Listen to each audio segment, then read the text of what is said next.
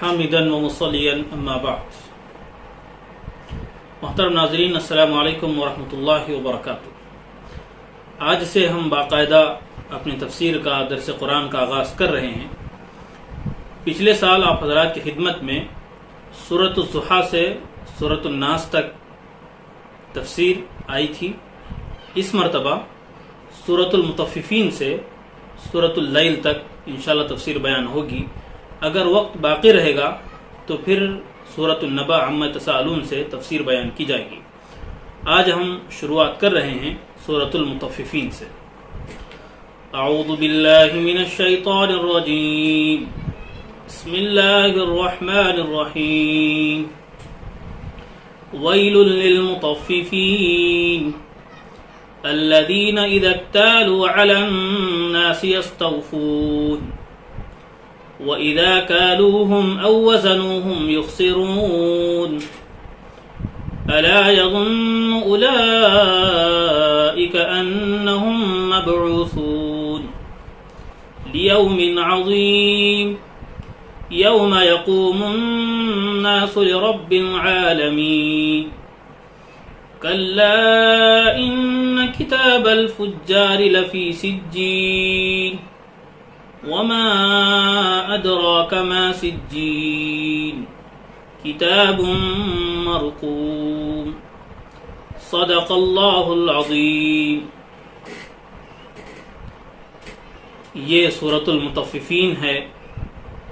یہ سورت مکی ہے۔ جیسے کہ پہلے بھی آپ حضرات کی خدمت میں یہ بات آئی کہ جو سورتیں ہجرت سے پہلے نازل ہوئیں ان صورتوں کو مکی صورت کہا جاتا ہے، اور جو صورتیں ہجرت کے بعد نازل ہوئیں ان صورتوں کو مدنی صورت کہا جاتا ہے۔ تو یہ سورۃ المطففین یا سورۃ التطفیف دونوں اس کے نام بیان کیے گئے ہیں۔ یہ مکی ہے۔ حضرت عبداللہ بن عباس رضی اللہ عنہ فرماتے ہیں کہ اس میں 8 آیات مکی ہیں، باقی سب آیتیں مدنی ہیں۔ اس سورت کا جو موضوع ہے، سبجیکٹ ہے، وہ آخرت ہے۔ اس میں حقوق العباد کو بیان کیا گیا، معاملات کو ہائی لائٹ کیا گیا، اور جہنمیوں کا انجام، جنتیوں کا انعام، اس پر روشنی ڈالی گئی ہے۔ اللہ کے نام سے بے حد مہربان، انتہائی رحم والے۔ ناپ تول میں کمی کرنے والوں کے لیے تباہی ہے، جو لوگوں سے جب ناپ کر لیتے ہیں تو پورا لیتے ہیں، اور جب ناپ کر یا تول کر ان کو دیتے ہیں تو گھٹا دیتے ہیں۔ کیا ایسوں کو یہ خیال نہیں کہ وہ اٹھائے جانے والے ہیں ایک بڑے دن کے لیے، جب لوگ رب العالمین کے سامنے کھڑے ہوں گے؟ ہرگز یہ نہیں چاہیے تھا۔ یقیناً گنہگاروں کے کارنامے سجین میں ہوں گے، ان کا اعمال نامہ سجین میں ہوگا، اور آپ کو معلوم ہے کہ سجین کیا ہے؟ ایک دفتر ہے لکھا ہوا۔ سورت کی ابتدا ویل سے کی گئی۔ ویل کے 2 مطلب ہوتے ہیں۔ ایک مطلب ہوتا ہے بربادی ہو، لعنت ہو۔ ویل کا دوسرا مطلب یہ ہوتا ہے کہ جہنم کی ایک وادی ہے جس کا نام ویل ہے، تو جو لوگ ناپتول میں کمی کرتے ہیں ایسے لوگوں کا ٹھکانہ وہ ویل ہوگا۔ لیکن اکثر مفسرین نے پہلے والے معنی کو مراد دیا ہے۔ الذین اذا اکتالوا علی الناس یستوفون، جب وہ ناپ کر لوگوں سے لیتے ہیں، تول کر لیتے ہیں تو پورا لیتے ہیں۔ وَإِذَا كَالُوهُمْ أَوْ وَزَنُوهُمْ يُخْسِرُونَ، جب دینے کی باری آتی ناپ کر یا تول کر تو پھر ڈنڈی مارتے ہیں، اس کے برعکس کام کرتے ہیں۔ دیکھیے، مکمل تول کر یا ناپ کر لینا جرم نہیں ہے، بلکہ مکمل لے کر کمی کر کے دینا، کم تول کر دینا، کم ناپ کر دینا، یہ جرم ہے۔ یہاں پر رک کر ہم ایک بات سمجھیں، قرآن مجید صرف الہیات اور عقائد کی کتاب نہیں، بلکہ اس کے اندر اخلاق کی، دیانات کے تمام شعبے داخل ہیں۔ آیت کریمہ میں تجارتی اخلاق بیان کیے جا رہے ہیں کہ جب تجارت کی جائے تو اس کے کیا اصول ہونے چاہیے، کیا ہمیں رویہ اختیار کرنا چاہیے، ہمارا کیا وہاں پر انداز ہونا چاہیے تجارت کا، یہاں پر آیت نے بیان کیا۔ تو اس سے پہلے بھی بہت سے مرتبہ آپ حضرات کی خدمت میں بات آئی کہ اسلام ایک کمپلیٹ ریلیجن ہے، وہ اپنے ماننے والوں کو کسی میدان میں اکیلا نہیں چھوڑتا، چاہے وہ تجارت کا میدان ہو، بزنس کا ہو، چاہے کسی بھی میدان کا رہنے والا ہو، ہر میدان میں اسلام کی رہنمائیاں، تعلیمات موجود ہیں، جیسا کہ یہاں پر تجارت کی تعلیمات ہمیں مل رہی ہے۔ اور یہ جو تجارت کی آیت ہے، جو اسلام خلاف طاقتیں ہیں، انہوں نے بھی جو قرآن کی تعریفات کی ہیں، قرآن کی تعریف میں جو جملے کہے ہیں، ان میں سے ایک آیت یہ بھی ہے، اس کے متعلق انہوں نے کہا کہ بالکل یہ ایک انسانی اخلاق کو پروموٹ کرنے والی آیت ہے۔ الا یظن اولئک انہم مبعوثون۔ اب یہ بندے کے ذمے بندہ گناہ کیوں کرتا ہے؟ یہ ڈنڈی مارنا ہو، ناپ تول میں کمی کرنا ہو یا دوسری چیزیں ہوں، یہ بندہ کیوں کرتا ہے؟ تو اللہ نے وہاں پر عنوان قائم کیا، یہاں پر ایک اصول بیان کیا کہ یہ چیز کیوں ہوتی ہے۔ فکر آخرت تمام اعمال کی بنیاد ہے۔ جس بندے کے اندر آخرت کا کوئی کانسیپٹ نہیں ہوگا، آخرت میں اٹھائے جانے کا یقین نہیں ہوگا، تو پھر اس طرح کا جرم کرے گا۔ الا یظن اولئک انہم مبعوثون، کہ ایسوں کو نہیں پتا کہ وہ اٹھائے جانے والے ہیں ایک بڑے دن کے لیے، ایک بڑے دن وہ اٹھائے جانے والے ہیں۔ تو ان کے اندر آخرت کا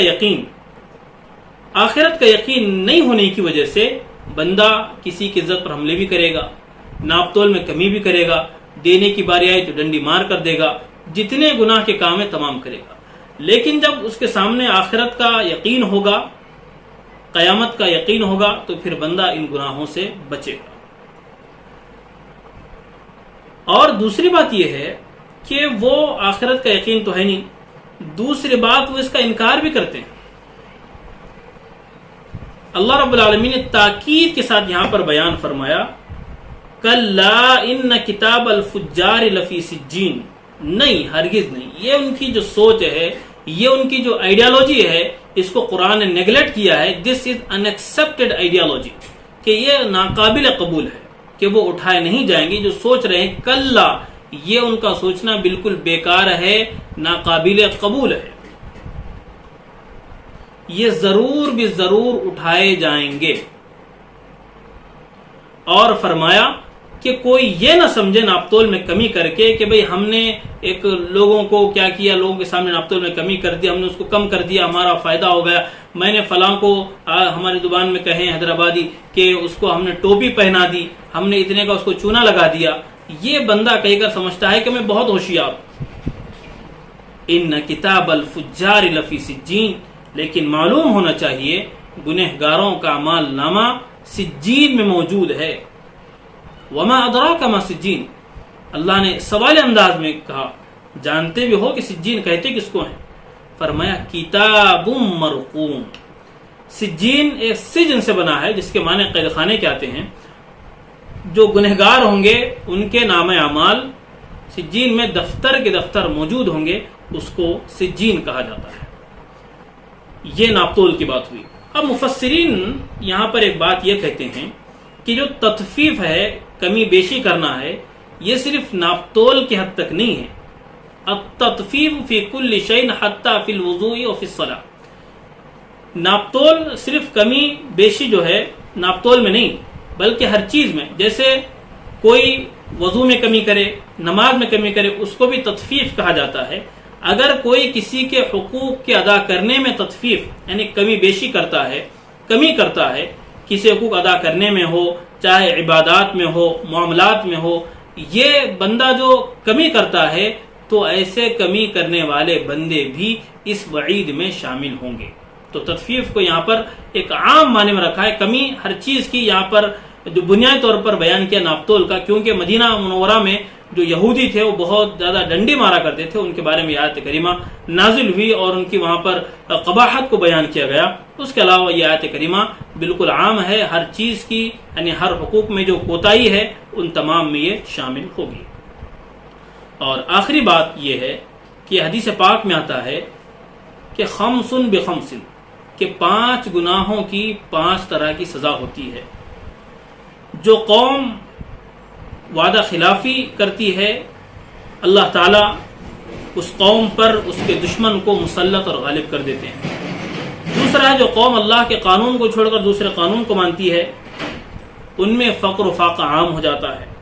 تیسرا، جس قوم میں بے حیائی اور زنا عام ہوتا ہے تو اس قوم میں اللہ طاعون جیسی وبائی بیماریاں بھیجتے ہیں۔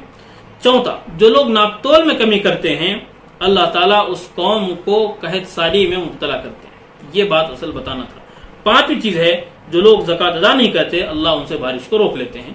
تو ناپ تول میں کمی کی ہم نے آیت پڑھی، حدیث پاک سے معلوم ہوا کہ 5 گناہوں کی 5 سزا ہے۔